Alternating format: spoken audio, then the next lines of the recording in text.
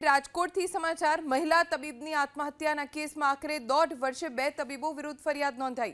રાજકોટની મહિલા તબીબ બિંદિયા બોખાણીએ 24 મે 2023ના માધાપર ચોકડી પાસે પોતાના ફ્લેટમાં ગળેફાંસો ખાઈને આત્મહત્યા કરી લીધી। આત્મહત્યા કરતા પહેલા મહિલા તબીબે સ્યુસાઇડ નોટ લખી, જેમાં જિંદગીથી કંટાળી ગઈ છું, બધા ખુશ રહેજો, કોઈનો વાંક નથી તેવો ઉલ્લેખ કરાયો। જોકે આ મુદ્દે ઘટનાના 1.5 વર્ષ બાદ કોર્ટના આદેશથી 2 તબીબ મૌલિક ઉર્ફે મીત જોબનપુત્રા અને પાર્થ જોબનપુત્રા નામના તબીબો વિરુદ્ધ આત્મહત્યા માટે દુષ્પ્રેરણા, એટ્રોસિટી સહિતની કલમો તળે ગુનો નોંધાયો છે।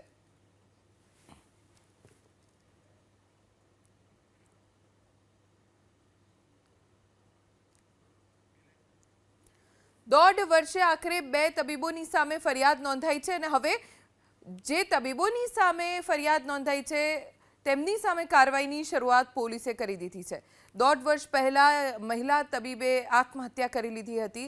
ગળે ફાંસો ખાઈને આત્મહત્યા કરતા પહેલા તેમણે સ્યુસાઇડ નોટ પણ લખી હતી, જો કે સ્યુસાઇડ નોટમાં કોઈના નામનો ઉલ્લેખ નહોતો।